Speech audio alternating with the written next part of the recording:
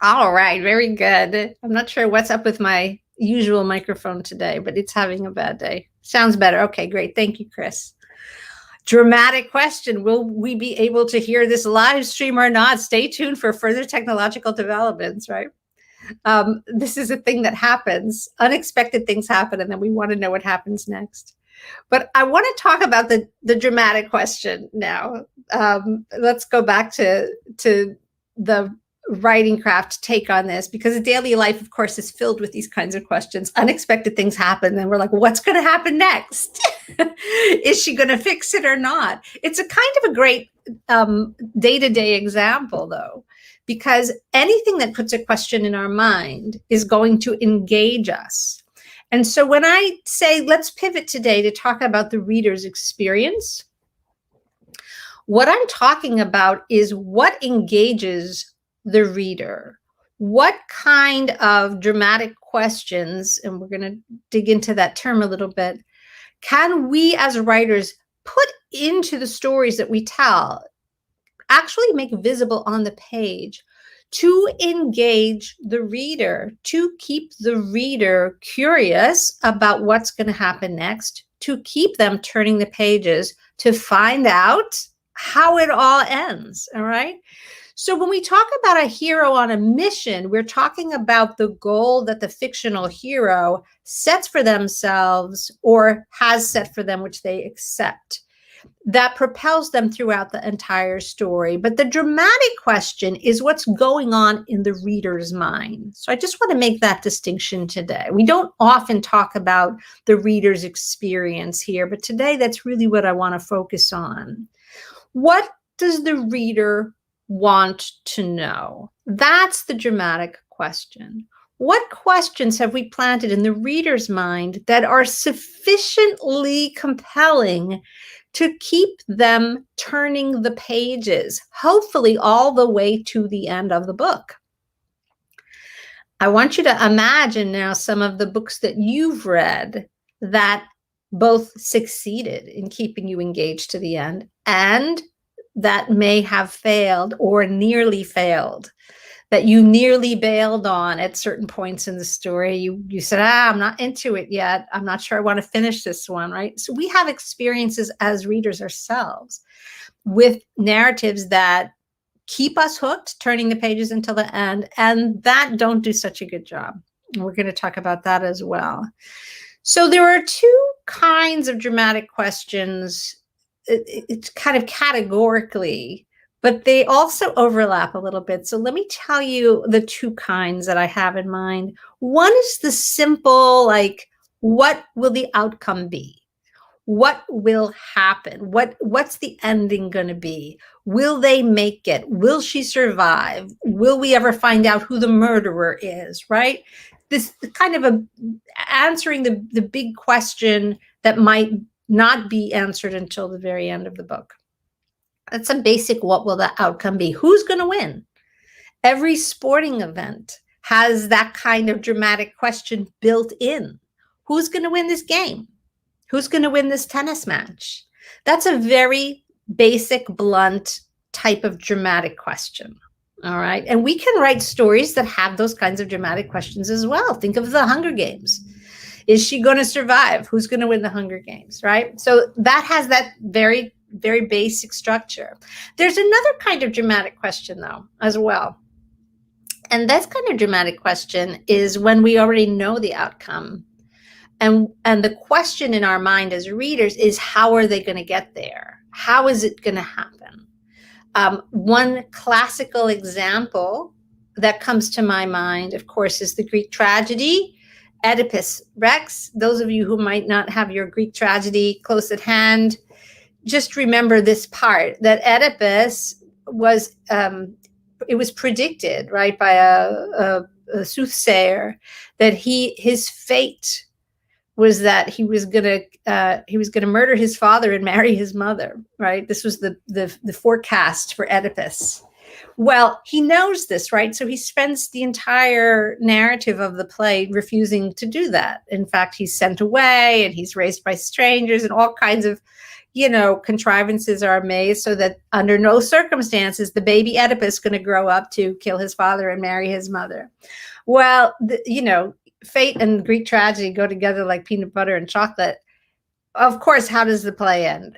Against all his precautions, this is exactly what ends up happening. The audience knows this. Oedipus is a familiar myth.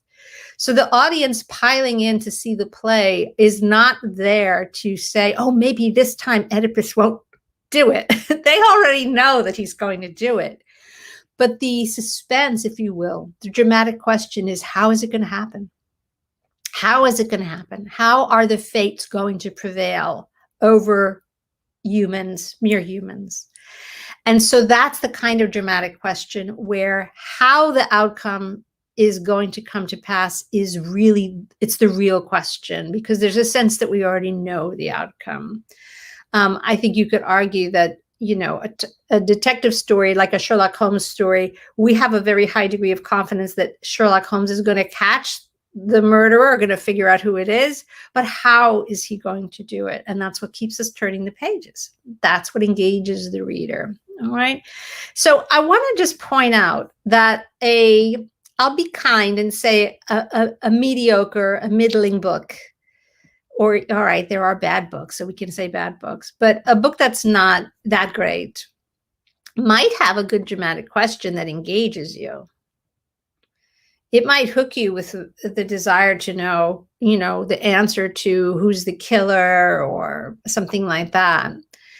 And I wonder if any of you have had the experience of getting hooked on the dramatic question of a book that you were not particularly enjoying and getting really frustrated because you didn't want to not know the ending, but you really were not having a great time reading the book.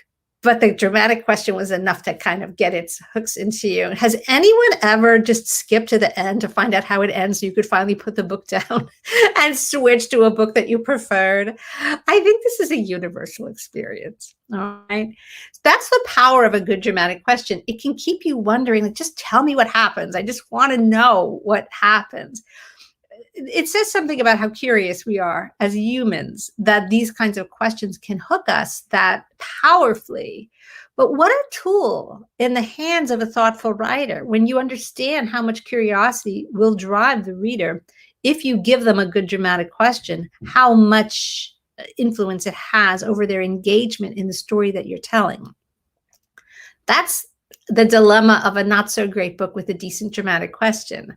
Now, a great book has a great dramatic question and also takes us on a tremendously rewarding journey to get to the answer. And I want to propose to you this, that the value of a great book versus the value of a less than great book is that even if you already know the answer to that obvious dramatic question, the book doesn't lose any value. You still would like to read it again. In fact, those are the kinds of books that tend to have even more pleasure, give more rewards to the reader upon rereading, because we're no longer reading just driven by the distraction of, is it going to work out in the end or not, or who's going to prevail.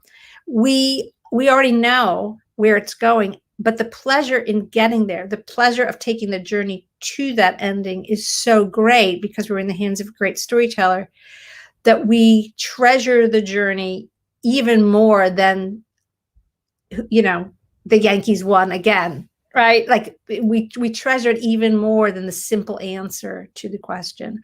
So great books get better with rereading. Great books don't depend on the reader not knowing the answer. And I think that this is a really great way to distinguish sometimes between books whose ambition is to be read once.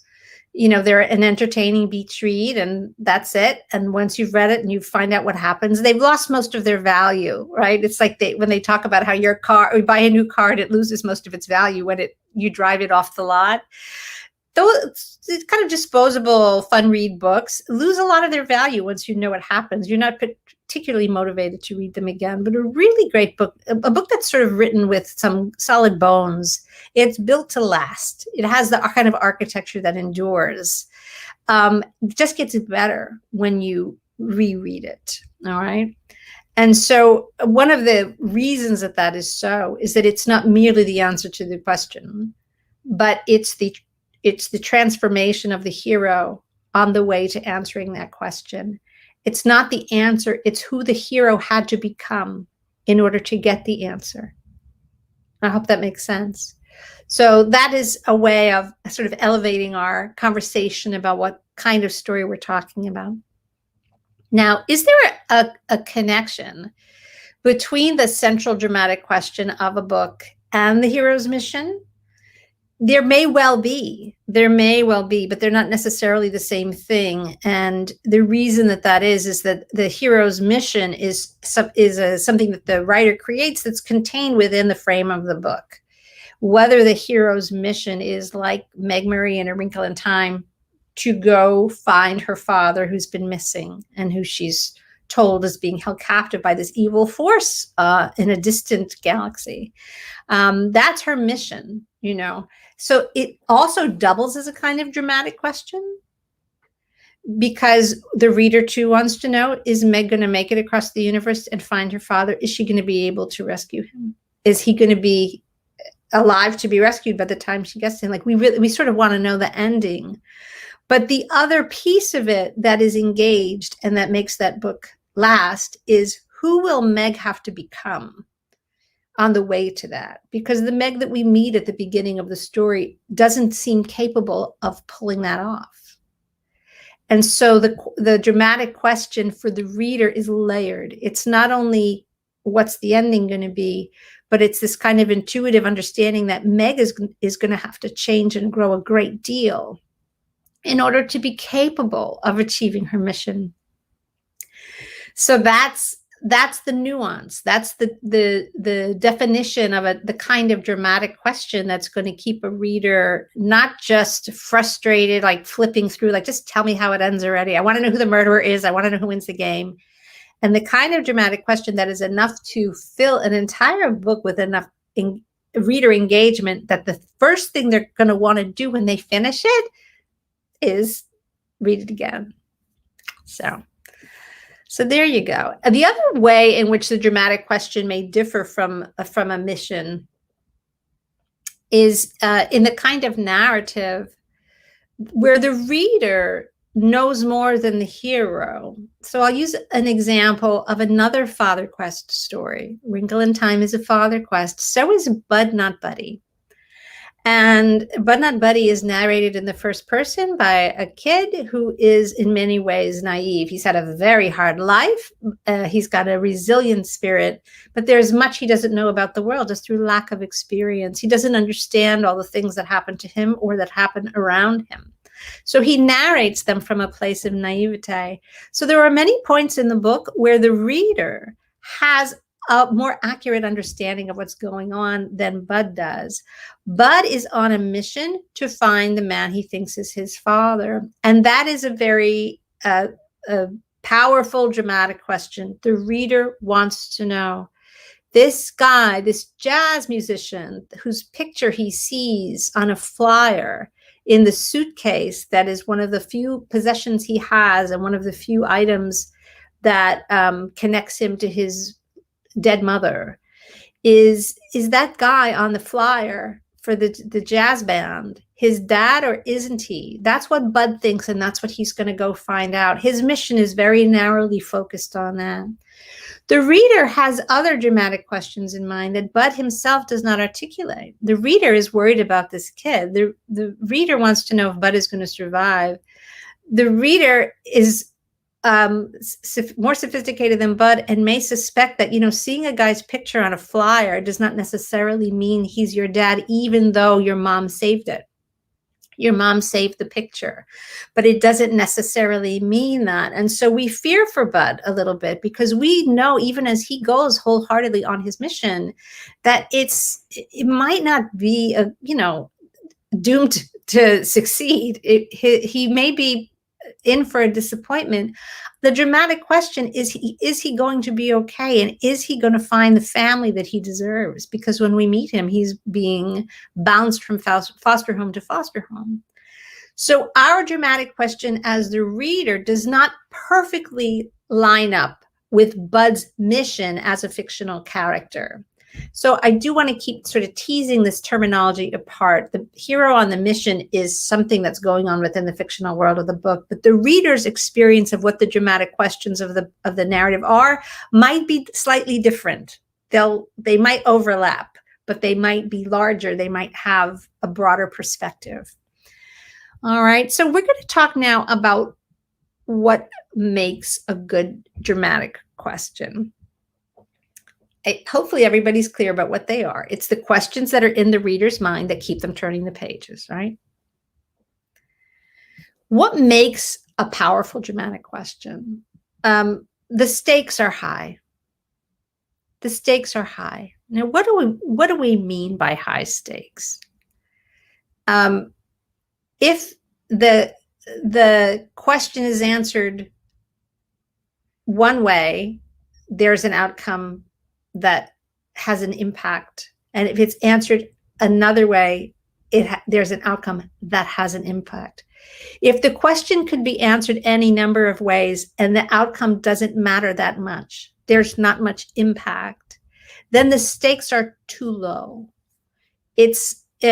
I'll give a silly example. If I go to my closet and the question in my mind is, what am I going to wear today? Am I going to put on the blue cardigan or the black one?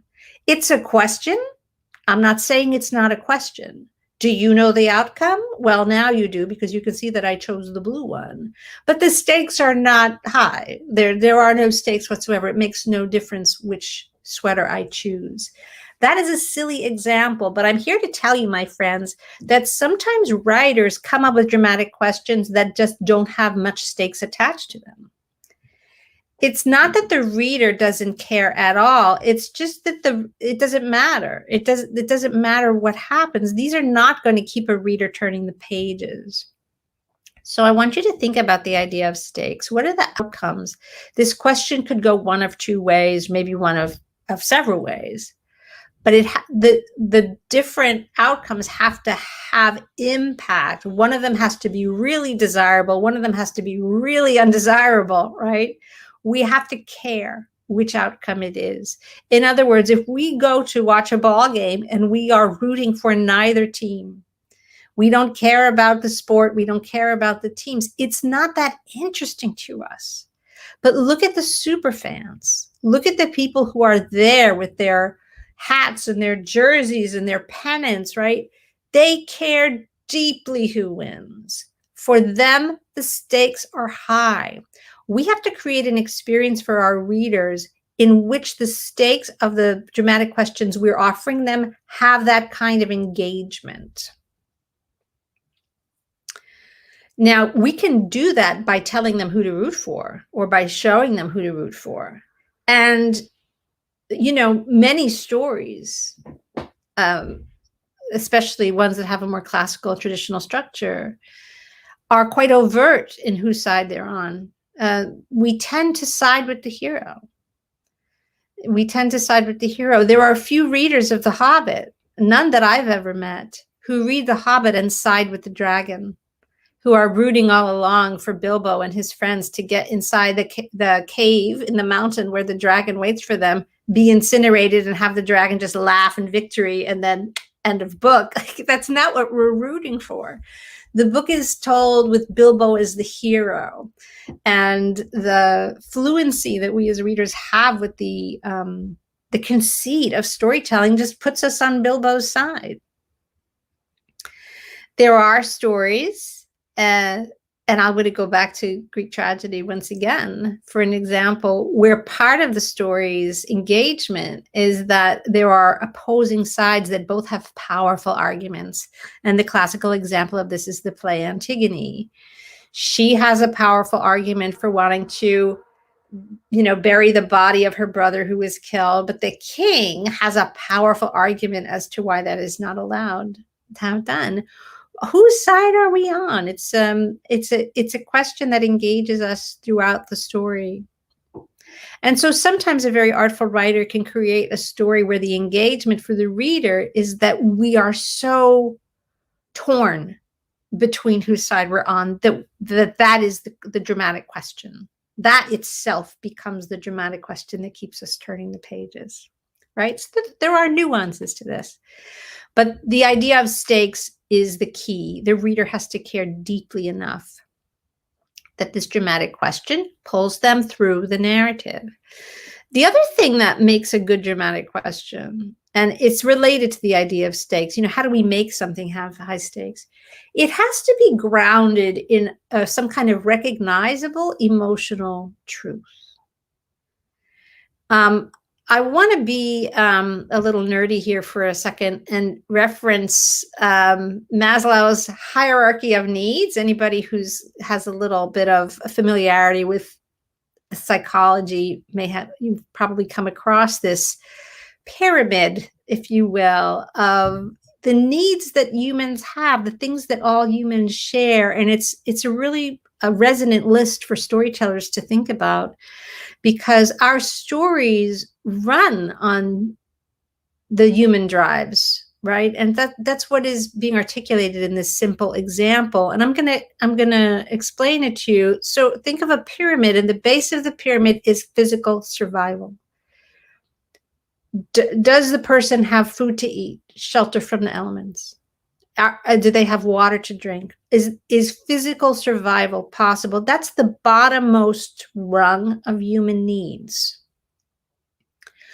Only when those needs have been met can we start to look at the next rung of needs. And the next rung of needs is safety. Is this a person not only have the physical means of survival, but are they safe from harm? One might argue that the idea of safety involves the feeling, the confidence that one will survive. So it's one thing to have food and shelter and water, but it's another thing to feel safe, to be able to say, no, I'm in a safe place. Survival is to be predicted. I'm likely to survive, right? Once you've got basic survival and a feeling of safety, then we start to see that the next human need, according to Maslow's hierarchy, is the sense of belonging to a society, belonging to a family, being part of a tribe, being connected to others. This is so foundational for human beings. So many stories run on these three levels of the pyramid: survival, safety, and the desire for belonging. That's like basic, universal human drives. And when I say that a dramatic question with high stakes must ring with some kind of emotional truth, this is what I'm talking about. The kinds of questions that our readers are going to find irresistible are going to have to do with survival, safety, and belonging. Now, there are more rungs to the pyramid. Let me just tell you what they are, because you'll see that they do come into play. Once the sense of belongingness is established, then the person is able to look at the next need up, which is social status, achievement, wealth, being respected, being admired, having a position in their society. That's what people start to crave once their basic needs have been met. And then the last rung of the pyramid is what we call self-actualization, which is basically a fancy way of saying, have you fulfilled your purpose in life? Have you become all that you can be?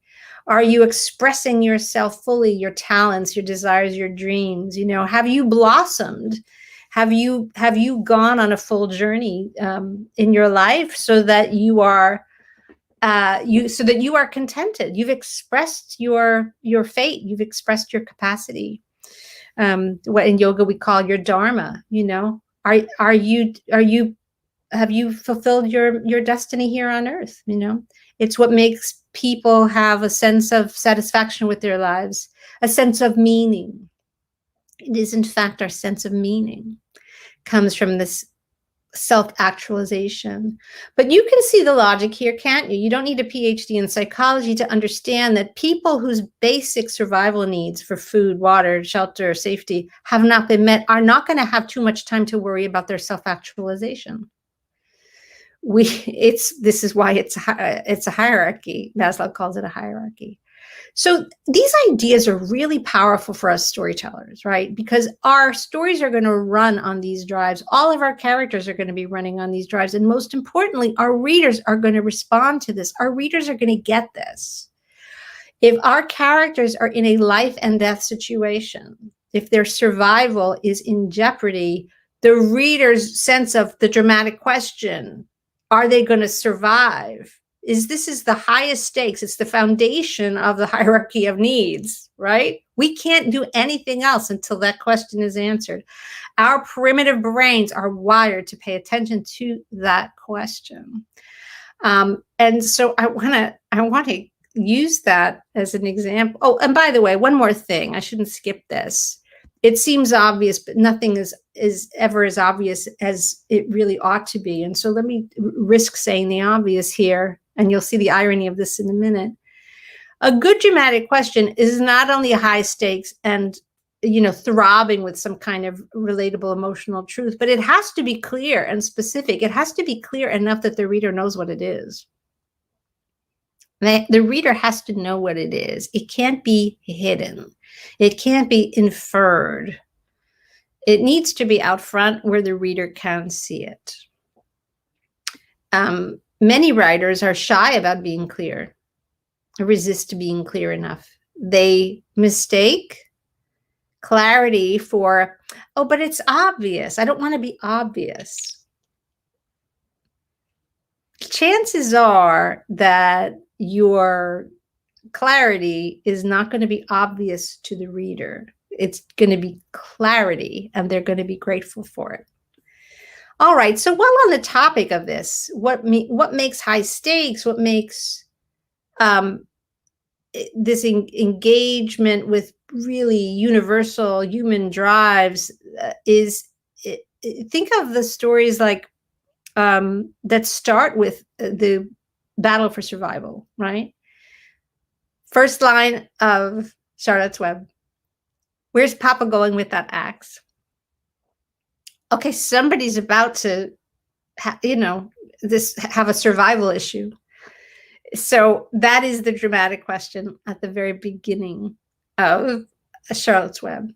The dramatic question at the very beginning of Bud Not Buddy. We meet Bud. He's in an orphanage. He's about to be sent to another foster home. We very quickly realize that Bud does not have not the first or the second rings of the hierarchy of this pyramid of needs. They're not met. He is literally starving through much of the book and has no place to live. He's homeless. He's looking for food. It's engaging on a primal level. And so it engages the reader in this dramatic question of, is Bud going to survive? Bud's not worried about it, by the way. And that's why I wanted to make a point of reminding you that we're talking about the reader's engagement here, not necessarily the hero's mission or even the hero's awareness, but the skillful writer can put these dramatic questions in the reader's mind without necessarily having the hero preoccupied with them. It's quite clear in Bud's circumstances that his survival is not a given. So that's a great example. And I'm going to invite you to think about some other openings of books, and you're going to start to see a theme here. The opening line of The Hobbit is, in a hole in the ground there lived a hobbit. Now, this is a kind of dramatic question, because as soon as I say that sentence, what is the first question that pops to mind? A what? A hobbit? Oh, what's that? It's intriguing if you are a reader who is new to The Hobbit. so few of us these days are truly new to the world of hobbits, but if you can imagine the absolute intrigue of encountering that sentence for the first time, you'll see that there are other kinds of dramatic questions too. That's just a simple curiosity. What is a hobbit? Well, that question's about to be answered. We've talked about where's Papa going with that axe. We've talked about the opening of Bud Not Buddy, which opens with him. In fact, I can read it to you. I happen to have some of my favorites close at hand. How this begins. The first line of Bud Not Buddy is, "Here we go again. We were all standing in line waiting for breakfast when one of the caseworkers came in and tap, tap, tap down the line. Uh-oh, this meant bad news. Either they'd found a foster home for somebody or somebody was about to get paddled." There are so many dramatic questions, but right away we're engaged in a battle for survival. We've hardly met our main character yet. We've heard him say a few things about the circumstance that he's in, but right away we're like, oh, survival is at stake. He doesn't have belonging. He doesn't have a family. He's going to a foster home. We're not even at the level of the pyramid of needs that has to do with belongingness. We're just at survival and safety. These have not been accomplished yet. It engages the reader's kind of visceral concern, right? So there's that. There's the curiosity of what's a hobbit. Jane Eyre, another favorite example of mine, opens also with a child who was having a bad time. The first line is, "There was no possibility of taking a walk that day." So we know already something's wrong in Jane's world. She explains in a couple of sentences that they had gone out. The weather is bad. The rain's so penetrating that they had to go outside. And before another paragraph is over, she is describing this terrible scene of her foster siblings at the moment. Eliza, John, and Georgiana were clustered around their mama in the drawing room. And she had dispensed from joining the group, right? So she is excluded from the family. She is criticized by the maids. She is compared to the other children and made to feel less than. She is in an absolutely difficult spot. She may have food to eat, but she certainly doesn't have safety. Before another page goes, she's going to be attacked by one of the other kids and, get into a fight and threatened with expulsion. I mean, all of the things that happen at the beginning of Jane Eyre when we meet her. She is very much like Bud. She does not have a proper family. She does not have a proper home. She is neither cared for nor safe. The question of belonging. When is she going to be part of a household that she belongs to? When is she going to feel loved? Is yet to come. But you see how all of these stories start by inviting these dramatic questions in the mind of the reader that have to do with high stakes, emotional questions, or something that invites our curiosity the way that The Hobbit does.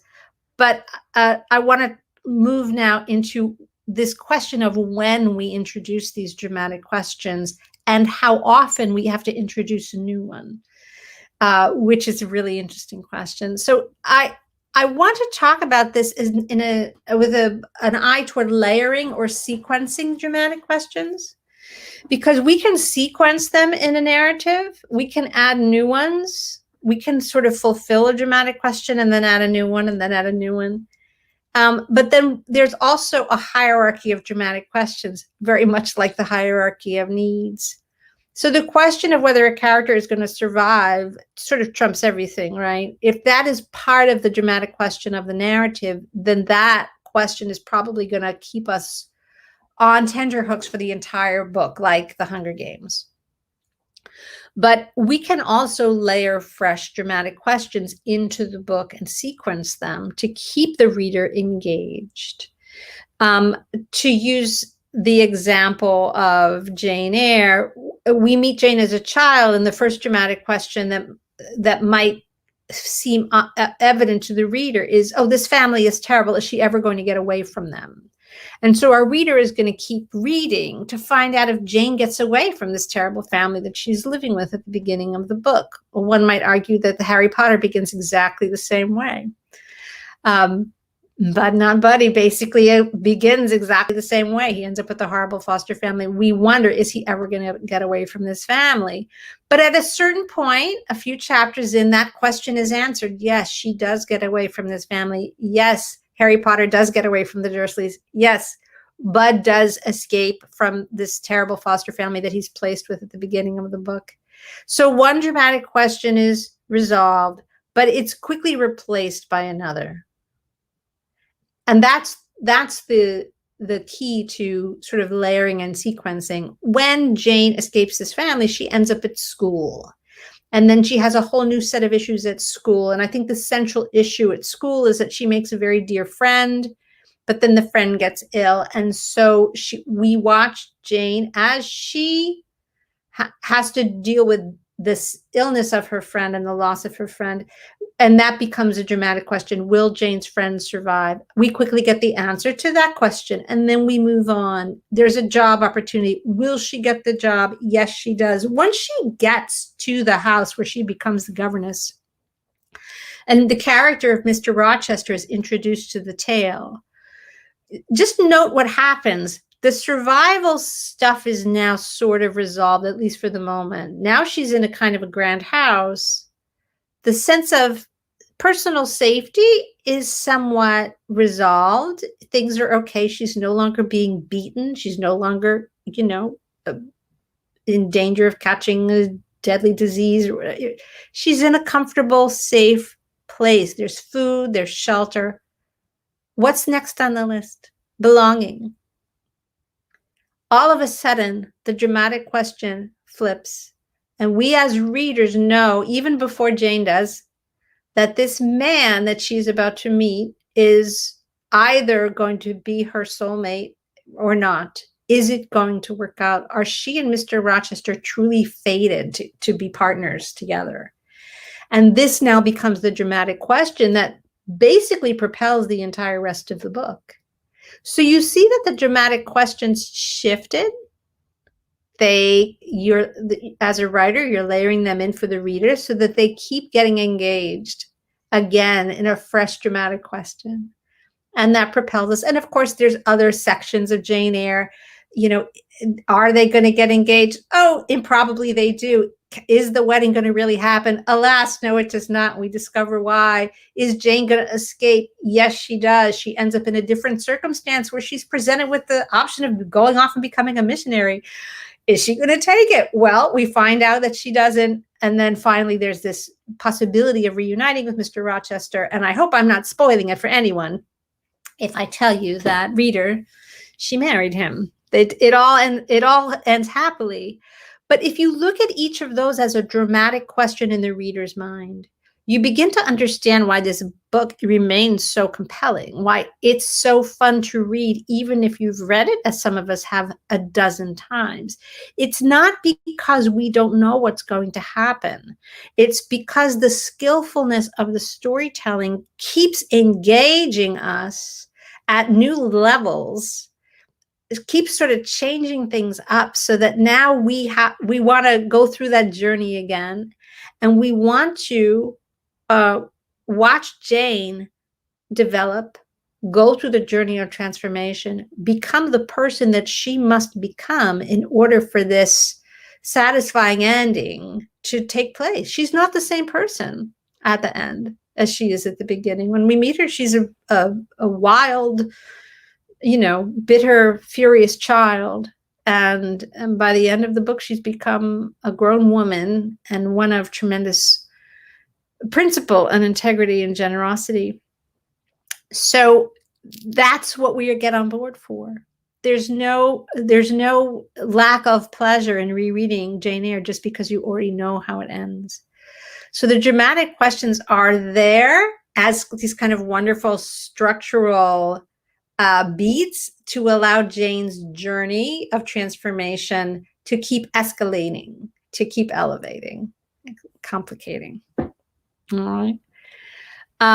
I want to see if there's any questions right now in the comments. Good. Sounds like you guys are still with me. So questions like that are survival based, like Charlotte's Web is an incredible example of a survival based story, right? The whole book is based on this question of whether Wilbur the pig is going to survive. And I think what I want you guys to notice, though, is that when I go through these examples, that the question of when the reader is invited to start asking these dramatic questions is page 1. And this is what many writers don't automatically intuit. Sometimes there's a sense of wanting to set the scene, introduce the world, sort of show things as they are, and then get the story started soon, but not right away. There's a lot that can happen at the beginning of a book, but the dramatic question is what keeps the reader turning the pages.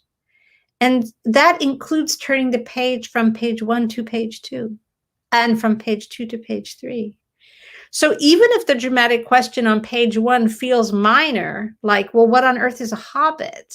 It's very useful to have it there because it is soon going to be replaced by a much more urgent dramatic question, which is Bilbo going to go on this adventure or not? Is he going to survive this adventure or not?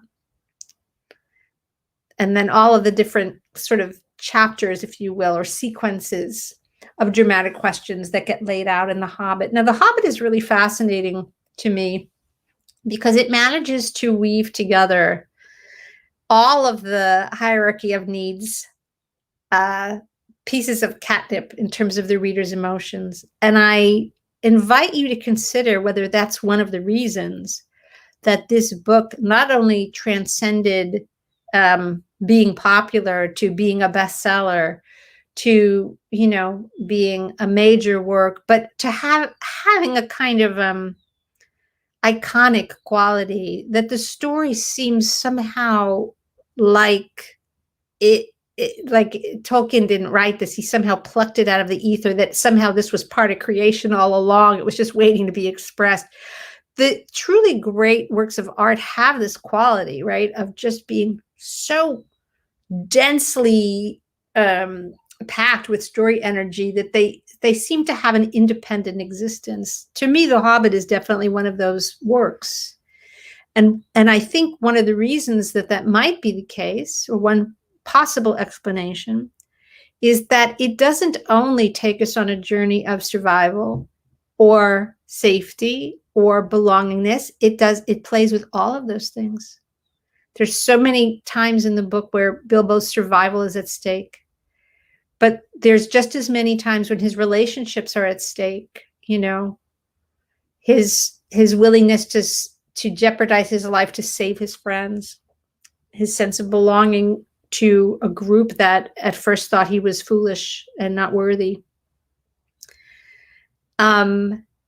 There's a huge change in his status to climb up one more rung, as he goes from the smallest and most incompetent, if you will, useless member of this band of adventurers to their leader. He becomes their leader.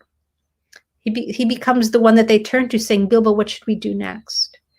So he achieves a journey of transformation on that level as well. And the final level is self-actualization. And I think what's so powerful about The Hobbit is that it is fundamentally a journey of self-actualization. When we meet Bilbo, he is half of his potential. He is half Hobbit and half something else.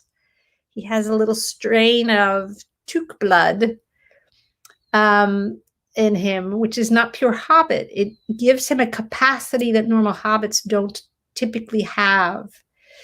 Yes, he's a homebody. Yes, he likes his whole tidy and his, you know, very neat, and he's materialistic. He likes his things and he cares about being respectable. But that's only half of his potential, and he's only been expressing half of it. And when we meet him, it's time for the rest of it to come out. And fundamentally, that is the first journey. That's the true adventure that he sets out upon. It starts out with the author telling us, the narrator telling us, this isn't all there is to Bilbo. And Gandalf shows up at the door and says, "What happened to you? I knew you as a child. What happened to you? This isn't who you are." Even before the grand adventure is presented, the question of self-actualization is posed, and the reader gets it. And the reader understands that this is not just a story about whether Bilbo's going to outwit a dragon. This is a story about whether Bilbo is going to fulfill his destiny as a being. It's his journey of self-actualization. It is truly what Joseph Campbell calls a transformation of consciousness. And I think that is part of the magic of The Hobbit. I think that's definitely part of it. So you see how all of these questions work together to keep the reader engaged. And we're coming up on an hour, so I want to make sure that I've said all the main things, but I also want to talk about what not to do, because so many writers get tempted to do this when they don't know any better. They feel intuitively that the reader needs to be curious, that the reader needs to have questions in mind in order to stay fully engaged. And this is correct. Everything I've said now for the past hour is trying to persuade you that this is in fact the case. There need to be questions in the reader's mind. That is why they keep reading. But the writer who gets that, but that doesn't understand that it's their job to put those questions in the reader's mind, to plant those dramatic questions on page one and then keep refreshing them throughout the tale as needed. They may feel that the way to keep a question in the reader's mind is to withhold information. And this is a very common mistake.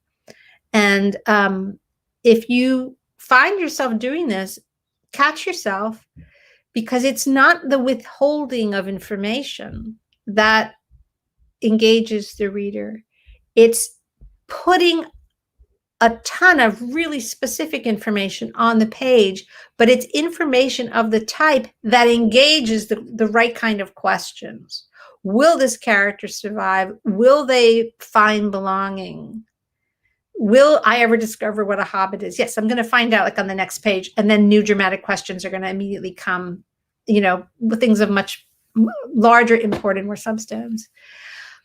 I want you to think about this, like that game show that always says answer in the form of a question. I want you to think about whatever your work in progress is.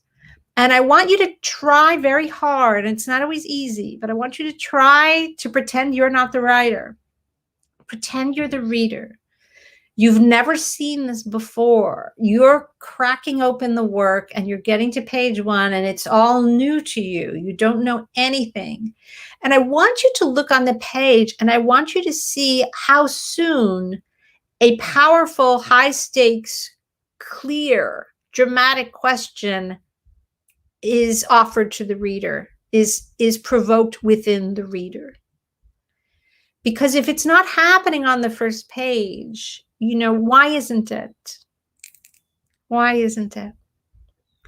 Even if you start out with something small, which is then going to be replaced very quickly with larger dramatic questions, the reader needs to be engaged. But it's your job to create the questions with such specificity, high stakes, and real emotional truth throbbing in them that the reader cannot help but say, oh, well, now I got to find out. I got to find out what Hobbit is. I got to find out if Bilbo's ever going to fulfill his journey to self-actualization. Oh, now I have to find out if he's going to go with these dwarves. Well, now I have to find out if he's going to survive. These are the questions. If we do a good job, the reader will not be frustrated. The reader will be savoring each twist and turn, because they will be so identified with our hero's journey of transformation that they're not going to want to skip the how. They're not going to just say, oh, I just need to know who wins the game. Let me skip to the last page. Oh, it was the Yankees. Good. Now I don't have to bother reading the book. That's not what we want to have happen. We want to be so attentive to how these dramatic questions and the hero's mission create this incremental journey of transformation that the reader not only craves knowing how it's going to end, but will not cheat themselves of one beat of the unfolding of it. So much so that when they finish the book and they already know how it ends, the pleasure of going back to reread it is going to be the first thing on their mind. And you know, I know you do, that this is the hallmark of the kinds of books that become our favorites. That's how we feel about them. All right, my friends, I hope this talk about dramatic questions is of interest to you. I have questions about your questions about dramatic questions, but I'm just checking back and it looks like I don't see any major questions here. So I thank you very much for attending. Thanks for your help and patience with our little technical kerfuffle at the beginning of the talk. I look forward to seeing you next Wednesday at 1 p.m. Pacific. Between now and then, if you aren't subscribed to the YouTube channel, please subscribe. If you like the video, don't be shy. It's okay to press that thumbs up like thing. YouTube likes it if you do that, and it helps get the word out about this channel to other writers like you who might be interested in getting a little bit of mentoring along the journey. I also invite you to join my mailing list at www.pathofthestoryteller.com so that I know who you are and can send you some heads up about what's happening on the live streams and other good stuff that will be coming down the pipeline quite soon. In the meantime, happy writing. I look forward to seeing you guys next week.